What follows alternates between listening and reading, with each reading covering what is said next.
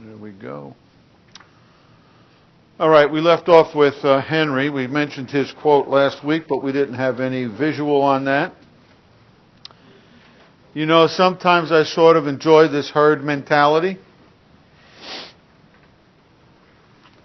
The elephant normally would not stomp on the car if left by himself. But because he was hanging out with the guys, he kind of got caught up in the moment, and they all stepped on the car. The herd mentality. Have you ever succumbed to the herd mentality? What is that called in psychology? Peer pressure, or even crowd psychology. You know, the individuals take on the behavior of the entire crowd. What were you taught about stealing? Not good. Don't do it. Right? I was taught that, and yet when I was in college, we stole beer from a train. A whole boxcar. Oh my. You know? You do what you gotta do. Because you get caught up in the herd mentality. When have you gotten caught up in a herd mentality with regards to health care?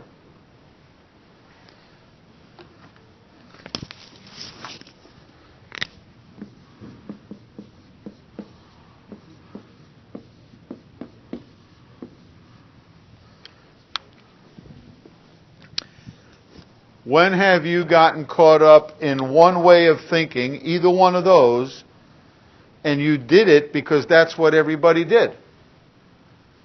But it's not necessarily what you would pick if you would thought it through. Okay, annual flu shot. Why do people do that? Do they think through it? Has our culture ingrained that in our minds so much? Down the corner from my office is the Walgreens, and they put their signs out. You can get your wellness shots, your wellness flu shots. They're capitalizing and putting the flu vaccines in under the umbrella of wellness. They didn't used to do that, but wellness is a big buzzword these days. So they want to try and capitalize on that. And a lot of people who want to be well are doing that, but are they thinking about it? Chiropractic doesn't have an opinion on flu shots. Individual chiropractors have opinions on flu shots because they choose to think oi, boo, or addio. Your people that you're taking care of may come into your practice and say, Doc, what do you think about these flu shots? Are you going to tell them, do it, don't do it, or teach them how to think critically? And let them make their own choice.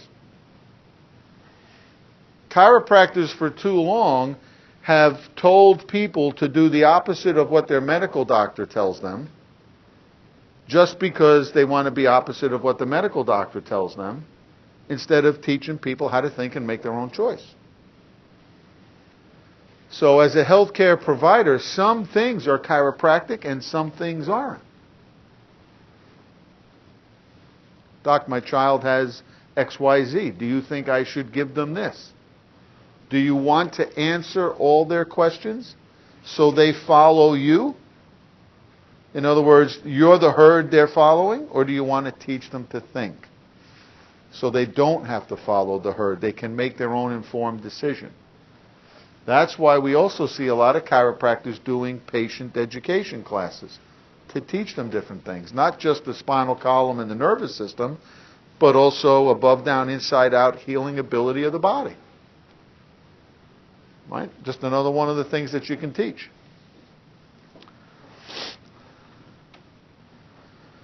How do we perceive, this comes from Dr. Strauss's Towards a Better Understanding of Chiropractic Philosophy book. It's not the one that's chiropractic philosophy that's listed in your syllabus. It's a different book. Okay, so I'll give you a little review of what he talks about here. Methods of perception. What does that sound like? Why do I think the things I think when I see something happening? What is your thinking behind how you're perceiving it, how you're taking it in? Strauss talks about faith as being the most common. He says it's the most common way to perceive things because it doesn't require a lot of mental ability. That doesn't mean if you have faith, you're dumb, or you don't think. It just means you don't have to. You can. Children, who do they have faith in? Their parents. Right? And so from a little age, human beings could have faith, and that's how they perceive the world. And that's why when somebody in authority in their life goes against that and it hurts them or scares them, then they start to evaluate, oh, gee, maybe I put my faith in the wrong thing or in the wrong person. Right? And that rocks their world a little bit, which is why role models have a big responsibility. Parents, right, and whoever else you put up there on the pedestal as a role model. Because people are having faith in you. Is that an effective way to perceive the world around you? Having faith? Would you say that's an effective way to look at your world?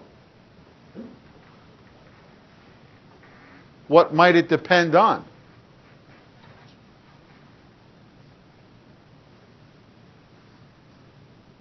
Might depend on the thing you're putting your faith in. You know, there's a lot of emphasis in chiropractic education to pass your boards so you can get a license.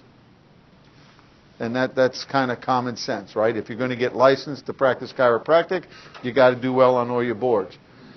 So, you know what happens? Students don't look at how am I going to build a successful practice once I graduate, because they're focused on their boards. And then when they graduate, then they say, okay, now I'm ready to look at how to build a successful practice. Only, what's the problem with that? Now you have to do it. Maybe I should have worked on that for 3.5 years beforehand. So we would have surveys from graduates about what could have made your experience at Sherman better, and they said business classes. Guess what? They were in the curriculum. But it never registered here because the student was very focused on passing boards. So Sherman has made it a bigger part of your curriculum now, this G10 program. Don't miss out on that. Start to collect those ideas. Start to build your portfolio of how you want to build a successful practice. Chiropractors are not in the medical system where you can go tag on with a hospital like the MD or the DO.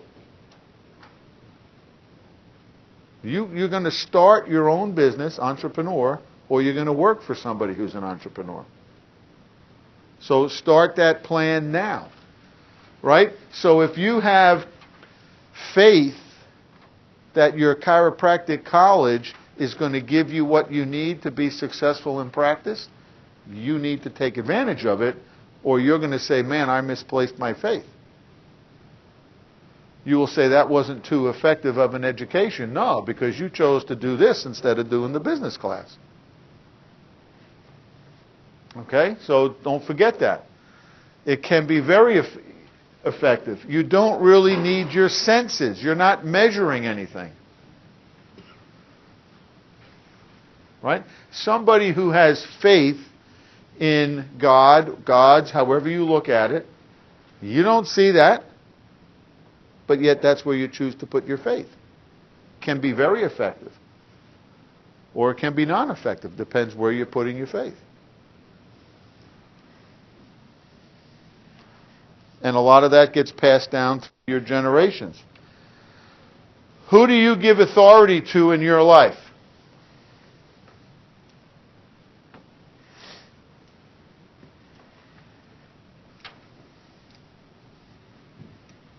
Who have you given authority to in your life? Your parents. You followed their rules. Your teachers. You have unconsciously or consciously given me and Sherman College authority to teach you chiropractic philosophy. And for any instructor that got you here. High school, undergrad, only you didn't think about it. It was an unconscious process because you went to the school. Right? So maybe you just did that on faith. I'm going to this chiropractic school and I just trust that they're going to give me the education that I need to be successful. Who else did you give authority to?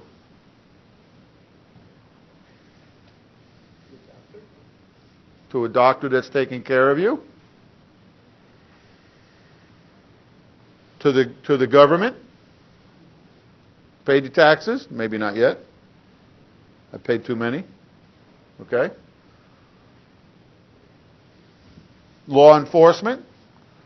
They're having their problems with getting people's authority, but we give them authority at some level. Who did you trust this week, and it's only Monday? Second day of the week, Sunday, Monday. Who have you trusted so far this week? Okay. So indirectly, what did you trust? You just said it.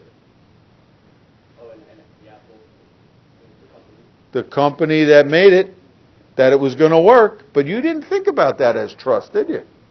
But yet that's what you were doing when you turned it on. If it's plugged in the wall, what are you trusting?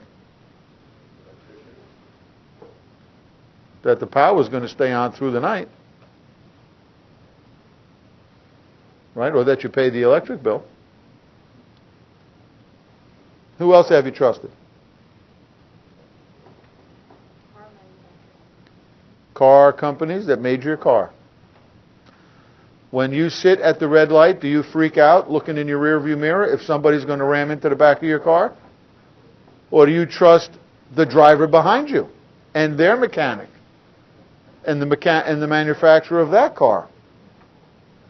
You see how much unconscious trust you've put? Where else?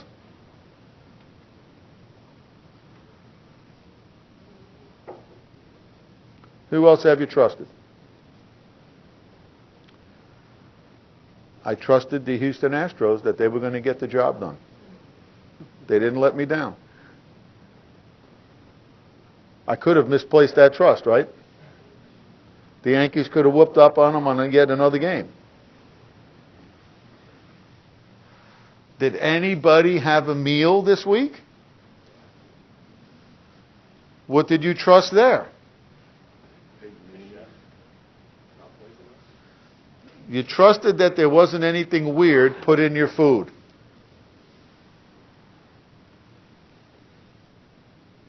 Right? That it was cooked properly. That there wasn't going to be any hair or fingernails or any of this other gross stuff. You only see that on TV shows, right? That never happened to you. That's good. We trust people all the time. What happens when a greater authority comes along? They're doing the radial pulse. What happens when a greater authority comes along? Have you ever been challenged with a greater authority coming along?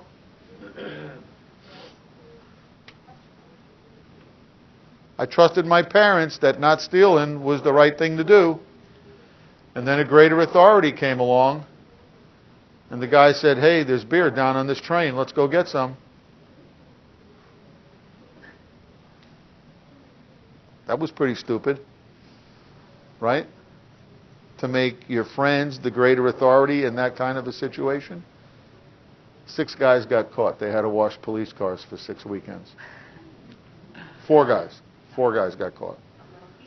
They wouldn't stop. When the sun came up, they kept going. And the Amtrak running into New York City saw them and called it in.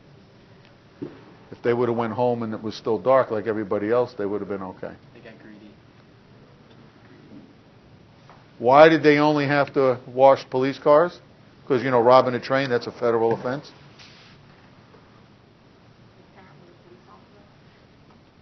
Because they realized these 4 guys alone didn't empty that train.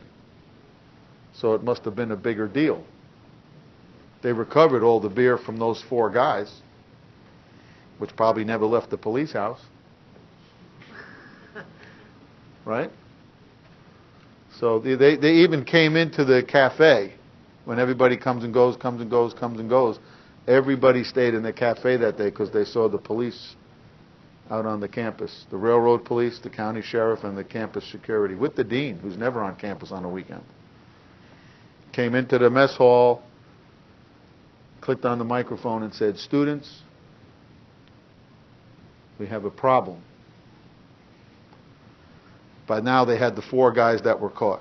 And without any planning, the whole student body broke out into song.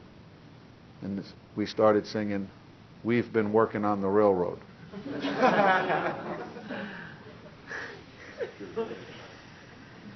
So, Where did you go to school? Marist College in Poughkeepsie, New York. And they said, he got everybody to calm down again. He said, "Students, we have a problem." And then everybody started singing the Miller beer, because that's what it was, Miller bottled beer, started singing their jingle. "If you've got the time, we've got the beer." The dean was fighting back his smile, clicked off the microphone, looked at all the police officers, and left. And they all followed him out. And that was it. So that's how come they didn't penalize those guys more, because they realized this whole campus is involved in it, and how do we prove that? You know? It certainly wasn't in anybody's room, but it was hidden appropriately.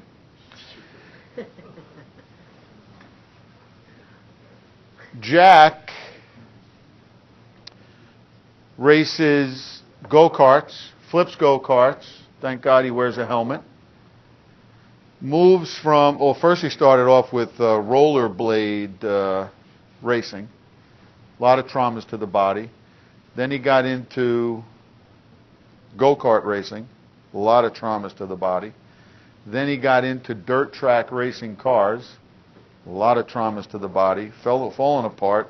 Young man, in bad shape, shows up in my office. I tell him I'm going to look at his spine for subluxation, adjust it where I find it. I'm not focusing on your back pain. I'm focusing on where you have interference. If you want that, we can go ahead and get started. I get started, he gets started, he chooses to start care. He's doing well, his body's responding, his body's getting healthier, he's still crashing cars, but he's happy. He goes home and tells his young bride about how great chiropractic is. He is in authority.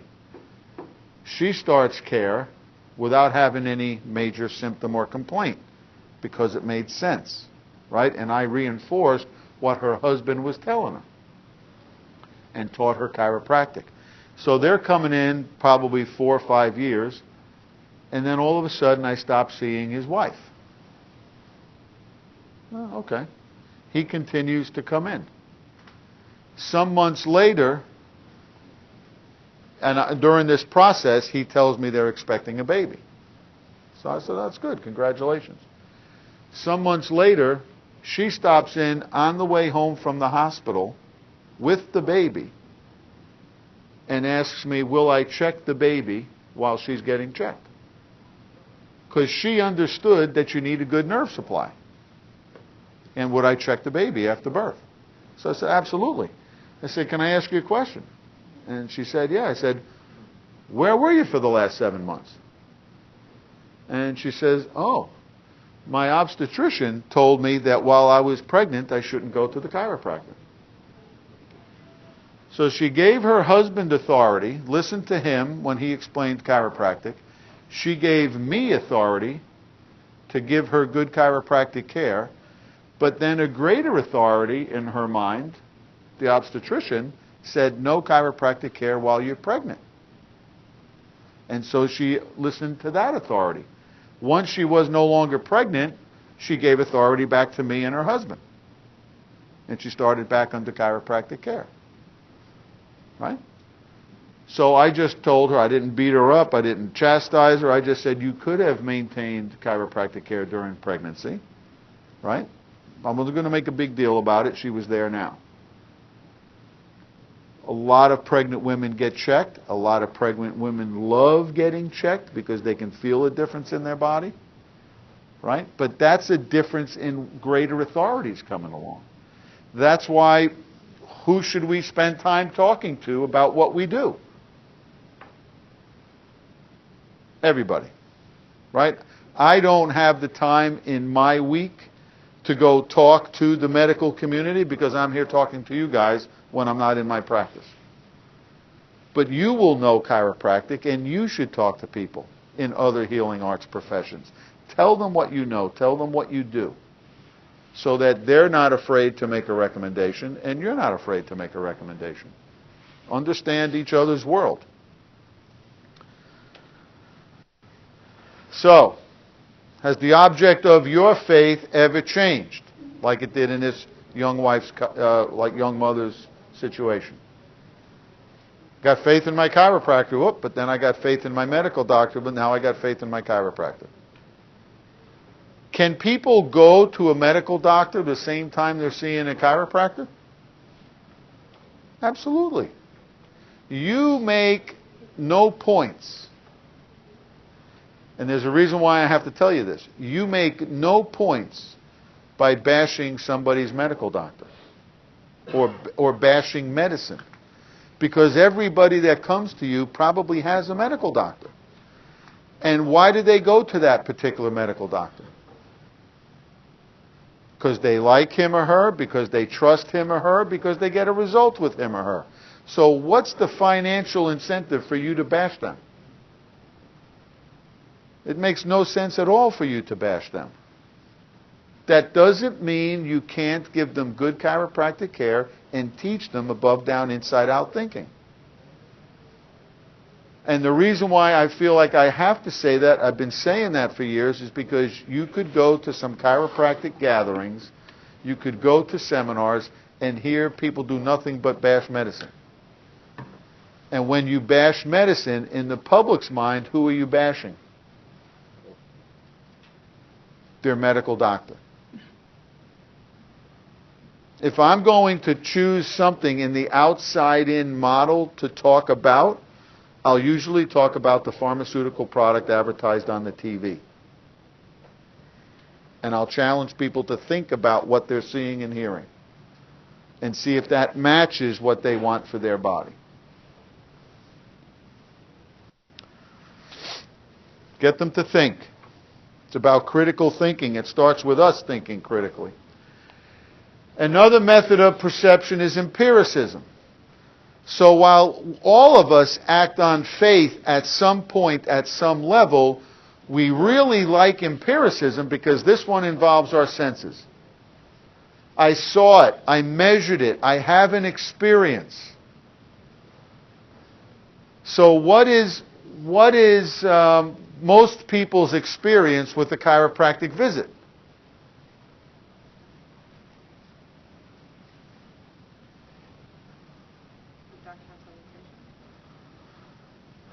Do you think that's the public's perception? That's true. That's what's happening very, very often. But what's their perception? Okay, when you adjusted my subluxation, it made a noise. And? Felt good. Felt good. That's their perception. Right? So then how did I get Jack to refer his wife, and how did I get her wife to bring in a brand new baby? Because neither of them had a bad back. Education. teaching them some ADIO principles, teaching them about the nervous system, teaching them about health. Everybody won't get it and choose it, but your job is to tell them. But their experience is different. Now, once somebody understands what you're teaching them and chooses long-term regular care, then what their experience become? Gee whiz, I don't have the allergy problems I used to have every spring since I've been coming to you. I came to you for the bad back when I was planting azaleas in my yard, but ever since I started chiropractic, I don't get those headaches I used to get anymore. Or my favorite one, Mary was writing out her monthly check for the whole family. And she said, Dr. Bill, since we've been coming here, because she was looking at her checkbook, since we've been coming here, I don't see any checks written to the drugstore down at the end of the street. That wasn't my goal, but that was now her experience. And she says, and come to think of it, the kids haven't missed any school. That's a pretty big experience. That's a big wow. Involves science. You guys are students. You've been through undergrad. You've majored in something science along the way. You like science. Probably 25, maybe 30% of the public is looking for science when they go to a doctor.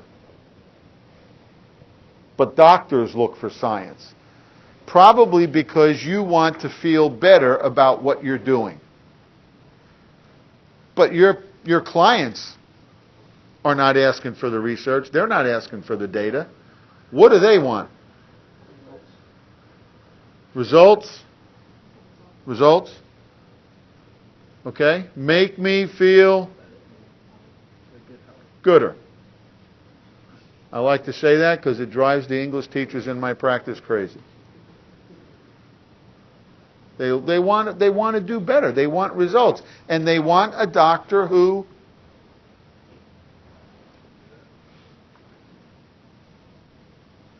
people want a doctor who what kind of a doctor would you want? Good one. Good one? Listens. Educated. Educated, so knows what they're doing. They don't put that down as science, art, or philosophy, right? They know what you're doing, and they want a doctor who get results, cares. They want a doctor who cares about them. They don't care about how much you know until they know how much you care. Go see my doc. He cares about people. He knows what he's doing. All my years in practice, nobody has ever asked to see my license.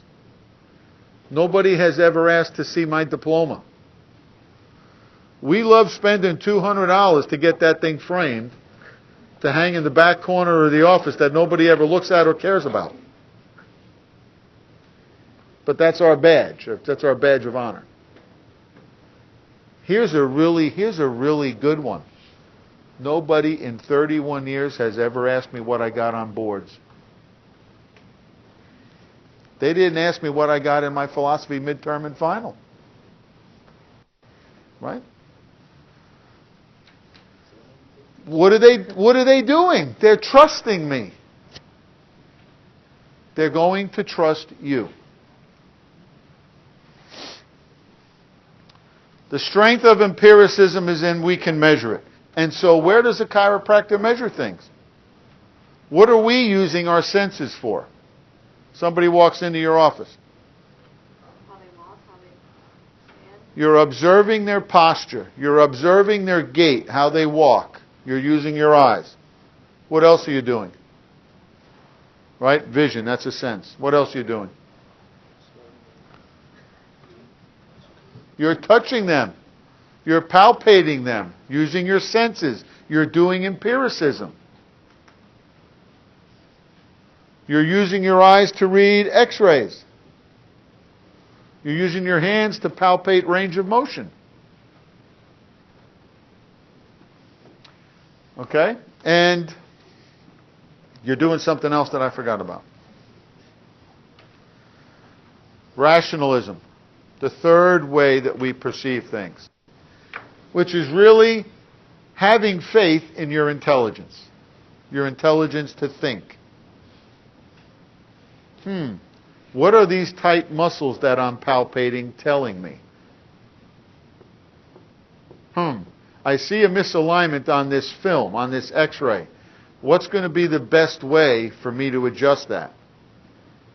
Rationalism. You're thinking now. When you make the adjustment, what are you going to trust? You got to learn to trust yourself, because the first time you go to set up on somebody to give a thrust, you have to trust yourself that you can give a good thrust. Which is why you have to work on your art. Because only you can trust you to do that, right?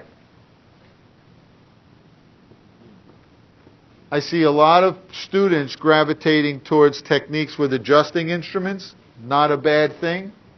Don't make the choice, though, because you're afraid to trust your own hands. That's fine if you choose it. Just don't choose it out of fear that you can't use your hands well. Choose it for another, more positive reason. Okay? Oh, what else are we trusting when we make the thrust? We're trusting the body's ability to heal. You're not adding a drug that you're trusting the drug to work. You're putting a force into the spine and the body takes it from that point. You're trusting the body if you go with ADIO. If you're thinking OIBU, what are you trusting?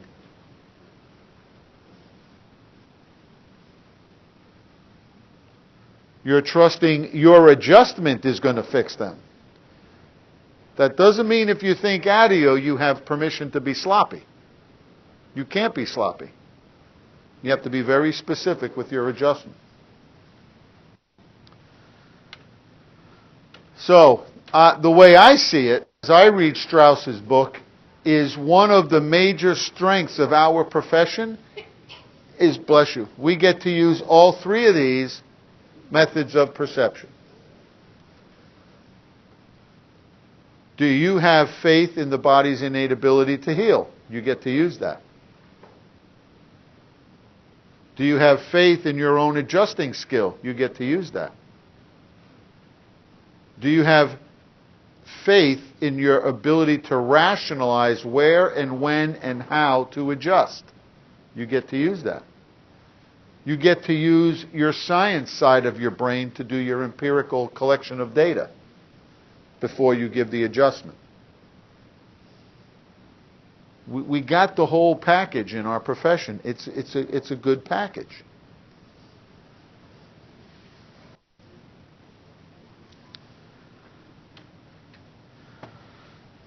So, what are your preconceived ideas? Do they cloud your thinking? Do they cause you to misplace your faith?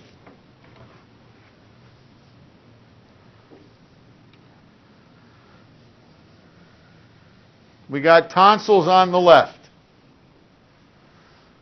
We got tonsils that were yanked out in the middle.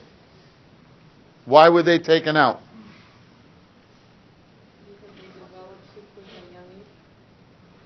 They developed too quickly, or they got too big.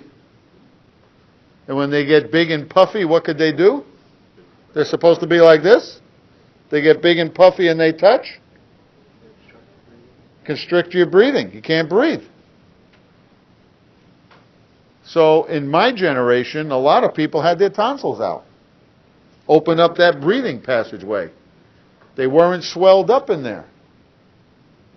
It was easier to get oxygen. You felt better. What were those tonsils doing that made them get so big and puffy?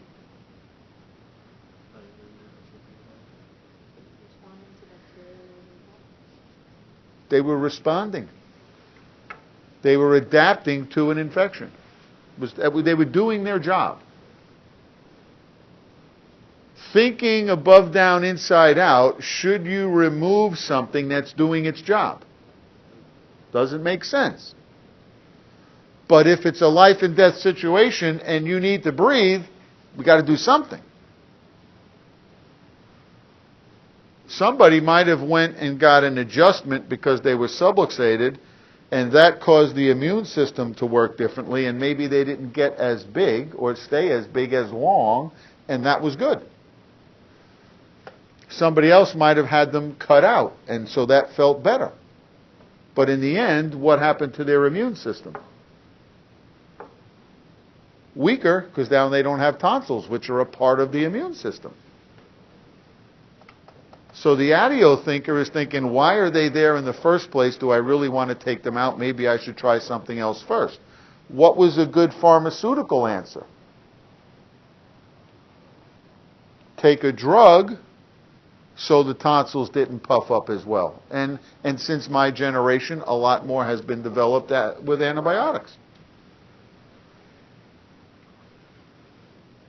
What happens when you go in the gym and you do curls? Your arms get swelled up, your biceps, they get bigger. My gosh, they look ugly. Cut them off. That's what we did here. Do we misplace our trust? What are we trusting the body to do? We should stop and think about that. Surgery might have to be performed. But should we try that first, or should we try something else first? Because we can always do surgery later. But once we do it, you can't go back. Vioxx on the right. The wonder drug for arthritis was tested on arthritis in a study that was this long, time-wise. But it wasn't tested this long. And when people took the Vioxx for a longer period of time that was tested, they died of heart attacks. The good news was they didn't have joint pain when they died. So that was great for arthritic pain, but for the body, it was hurting the body overall. So they had to go back and check that. So do we ever misplace our faith? If people are putting faith in me to fix all that ails them, I'm going to quickly point that's the wrong thing to do. Your subluxation may be causing this thing that you came in with, but you know what? So could some other things, like cancer, and I'm not treating you for that. Herniated disc, and I'm not treating you for that. Muscle spasms, and I'm not a physical therapist doing physical therapy. You may need other people at the same time you're getting your subluxations corrected. I'm not doing it all. And I'm quick to point that out to folks. Because I want them to get the best care from whoever they need care for. You know, I had a stab wound here once. And I was in the emergency room at the hospital. And I didn't go to my chiropractor first to check my atlas. Right? I got a stab wound. Guess where I'm going? I'm going to the ER. I didn't have a say-so in it, right? Because they came and collected me and put me in the ambulance and took me there.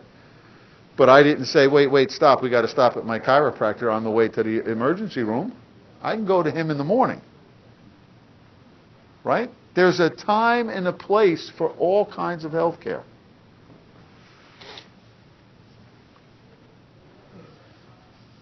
Here are 3 preconceived ideas that American people have.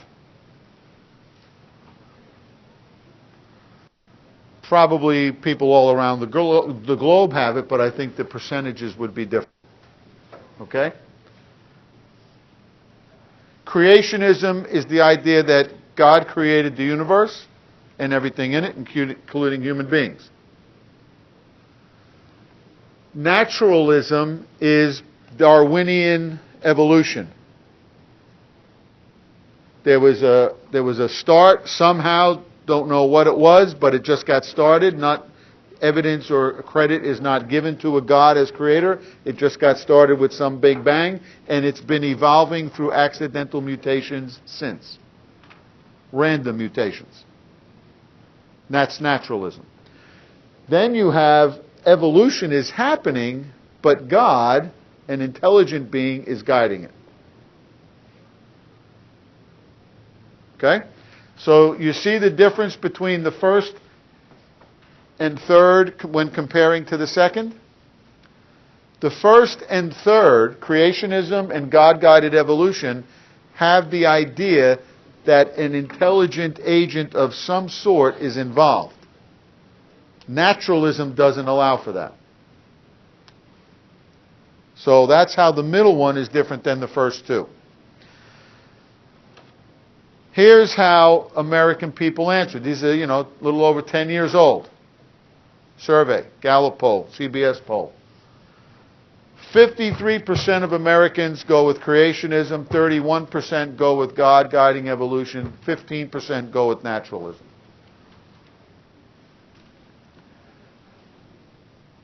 So, in my practice, I'm selling the idea that the body is intelligent.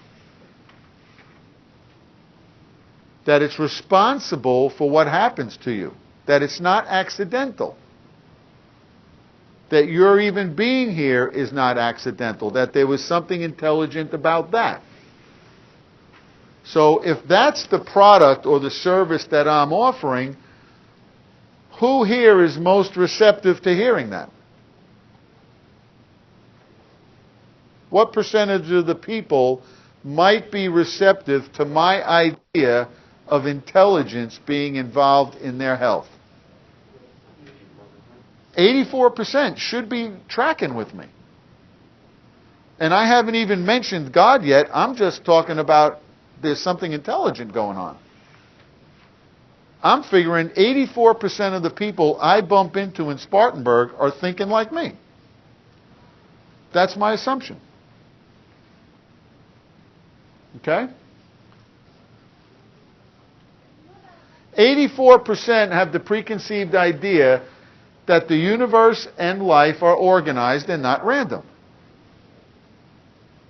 That's who I want to talk to. Because I got something to offer those people. I got something to offer everybody. But 84% of them are going to be receptive right off the bat.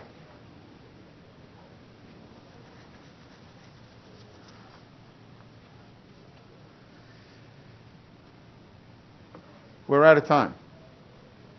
So let's finish this tomorrow. You should have said, Dr. Decken, we're out of time. Could we start this tomorrow? You what?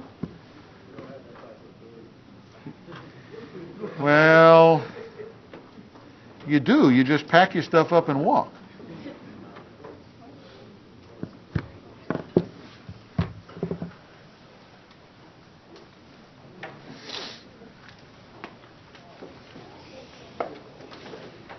Good?